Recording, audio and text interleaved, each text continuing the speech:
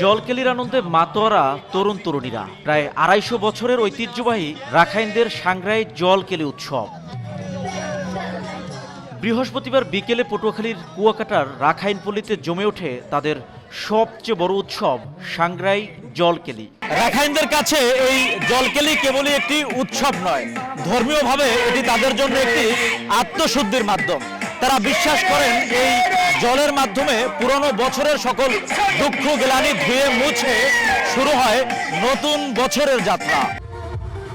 Rakhine ব্যান্ডের প্রাণবন্ত সঙ্গীত আর ঐতিহ্যবাহী নাচে মুখর হয় পুরো পল্লী। উৎসব দেখতে ভিড় জমান দেশের বিভিন্ন প্রান্ত থেকে আগত পর্যটক ও স্থানীয় দর্শনার্থীরা। সবাই মিলে এখানে অনুষ্ঠান করে, আনন্দ করে, মজা করে, আর পানি খেলা তো মানেন অনেক মজা। একদম ছেলেরা হচ্ছে যাকে পছন্দ করে তাকে নিয়ে পানি খেলে আর কি।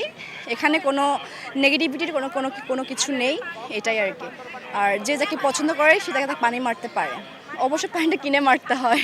এই প্রথমবার আমরা এই অনুষ্ঠানটা দেখে অনেক খুশি হয়েছি, আমাদের খুব ভালো লেগেছে। রাখাইন সংস্কৃতি ও ঐতিহ্যকে জীবন্ত রাখতেই এই উৎসব, বলছেন আয়োজকরা। আমরা এই স্থানটাকে পবিত্র মনে করি, যার জন্য ওই পবিত্র মনে করে আমরা জলকালী উৎসবটাকে মানে ২৫০০ বছর পূর্ব থেকে এটাকে আমরা ইয়ে করে আসছি। ১৬ এপ্রিল শুরু হয় এই উৎসব, চলবে ১৮ এপ্রিল পর্যন্ত। শিকদার জাবির হোসেন, সময় সংবাদ, পটুয়াখালী।